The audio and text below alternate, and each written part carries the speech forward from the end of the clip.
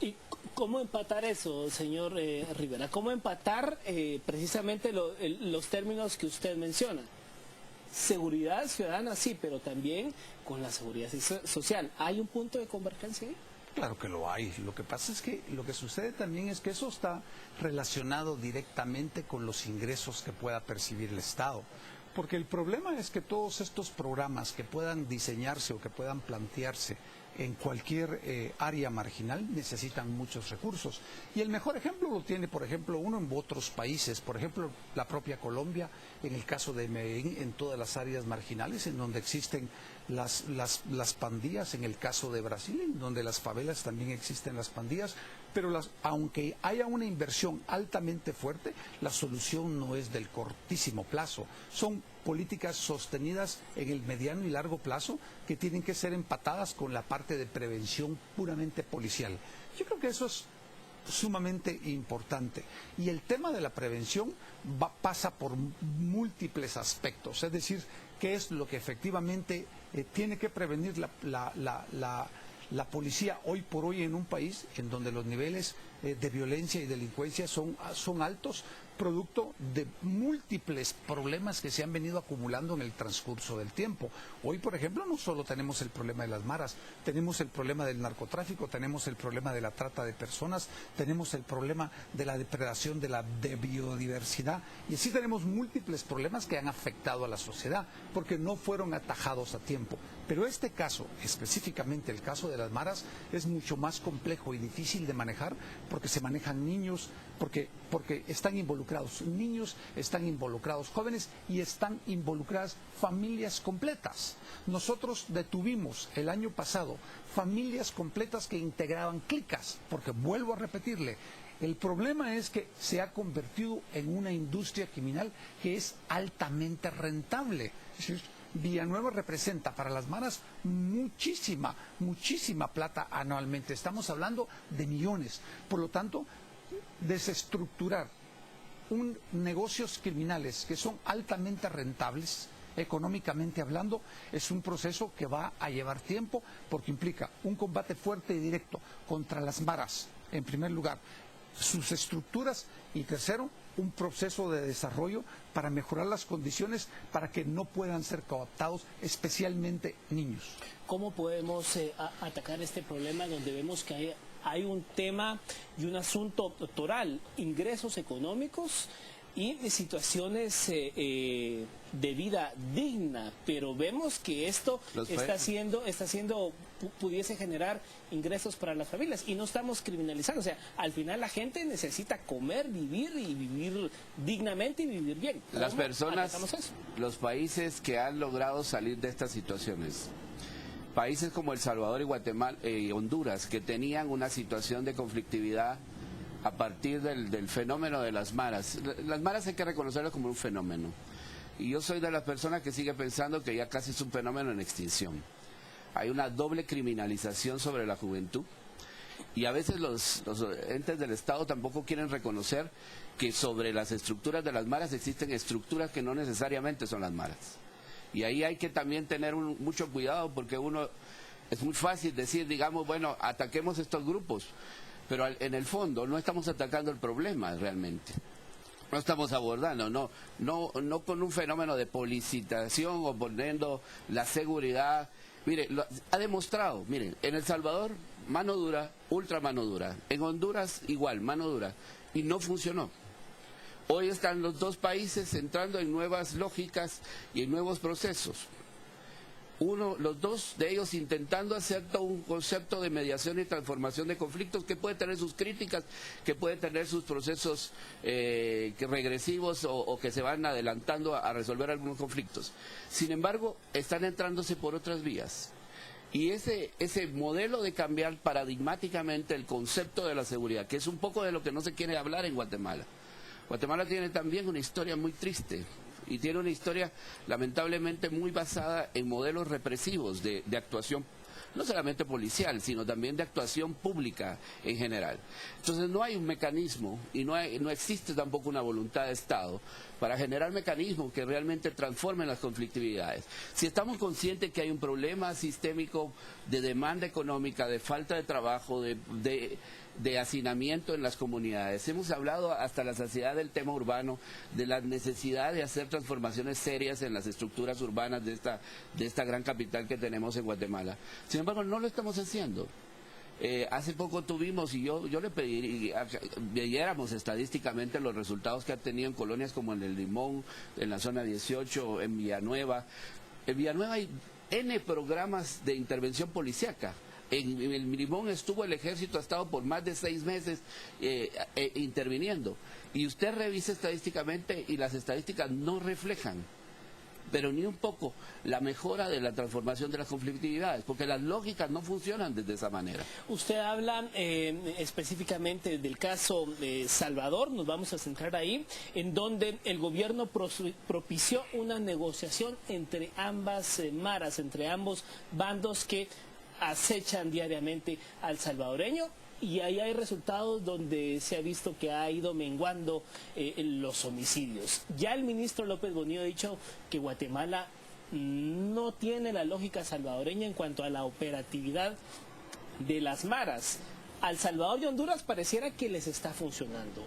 ¿Algo se pudiese hacer en el país? Es que no es cierto. Es que ahí está el problema. Es que una cosa es la teoría, pero otra cosa es la práctica diaria. ¿Qué pasó en El Salvador? Hubo una tregua entre la Salvatrucha y la barrio 18. Lo que hicieron fue disminuir los homicidios que ellos cometían.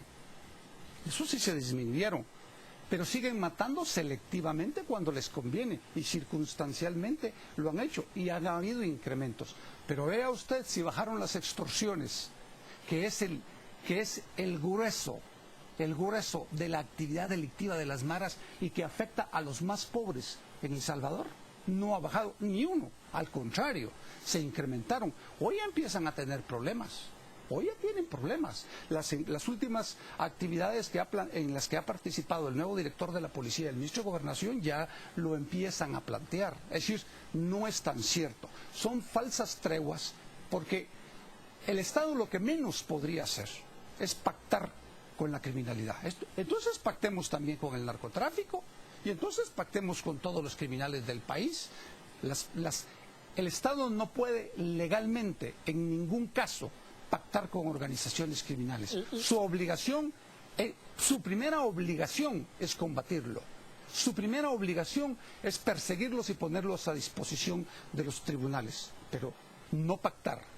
Usted verá la resolución del caso salvadoreño y verá la resolución del caso hondureño. Es simplemente es tiempo, porque no es cierto que efectivamente bajaron los homicidios porque les interesa, pero se dispararon las extorsiones, que es el grueso del que ellos viven. La historia moderna nos ha indicado siempre que nunca, cuando se utilizan mecanismos violentos, las soluciones son a corto plazo, inmediatamente pueden haber soluciones. Pero en el tiempo la historia nuevamente refleja que no va a poder haber cambios cuando no hay cambios en las estructuras sociales. Es entendible que no se quiera reconocer que procesos donde hay intenciones de mediación y transformación de los conflictos, no utilizando las lógicas del conflicto y utilizando las mismas armas con las que se ha utilizado, como es la violencia, hay estructuras que no les interesa. Yo creo que el Estado, evidentemente y totalmente de acuerdo, no está llamado a tener que hacer negociaciones en el sentido estricto de la palabra, pero sí está llamado a buscar alternativas distintas. Si el Estado está obligado a buscar alternativas distintas cuando sus esquemas y sus formas de tratamiento del conflicto no dan resultados. O sea, ¿usted estaría de acuerdo en hacer una metodología parecida a lo que hizo el Salvador? Yo estaría de acuerdo con la necesidad de diseñar una metodología que permita transformar los conflictos y evidenciar que hay sistemas distintos que resuelven las conflictividades locales a través de la participación de las localidades, a través de la formación de nuevos actores sociales, políticos, a través del fortalecimiento también de las estructuras y las condiciones de las comunidades, que sí pueden hacer una reducción del conflicto. Ahora bien, pero ¿cómo atendemos esa extorsión que día a día acecha a pequeñas abarroterías, a ventas de gas propano? O sea, ¿cómo atendemos, si usted menciona que la extorsión está siendo hoy por hoy un tema sensible, ¿cómo la atendemos? Quite que extorsionen a la pequeña abarrotería o a la tortillera o al puesto del mercado o a los taxistas. Extorsionan a las familias y las familias se ven en la obligación de dejar casas. Hay colonias hay colonias semidesiertas en el país, producto de las extorsiones de las maras. Por lo tanto, una cosa es la problemática social, cómo entrarle al tema social. Eso tiene que ir encaminado a no permitir que niños se incorporen a este tipo de organizaciones criminales. Pero lo que yo planteo es que tenemos que efectivamente combatirlos de acuerdo con la ley y ponerlos a disposición de los tribunales y buscar sentencias condenatorias para aislarlos, porque el gran problema es que esta gente se acostumbró, que es una forma de vida que produce recursos económicos suficientes, que les permiten estar sin trabajar y que no hay trabajo que pueda ser, darles los satisfactores que ellos ganan cometiendo estas actividades ilícitas como las extorsiones. Eso es importante tenerlo en mente. Yo voy por la parte criminal. Creo efectivamente que la parte social es fundamental, pero esa es parte de otra propuesta que tiene que ir encaminado mucho más a niños y jóvenes para evitar que ellos se incorporen a estas organizaciones. Finalmente, ¿cómo empatamos? Porque pareciera que son dos temas diferentes, pero al final bien convergentes. O sea, ¿cómo empatamos? Por ejemplo, existe ya institucionalidad en Guatemala un Ministerio de Desarrollo Social. ¿Cómo empatamos la labor de ese ministerio que salga más allá de entregar una bolsa y una remesa, una transferencia condicional, y empatarlo con un programa del Ministerio de Gobernación?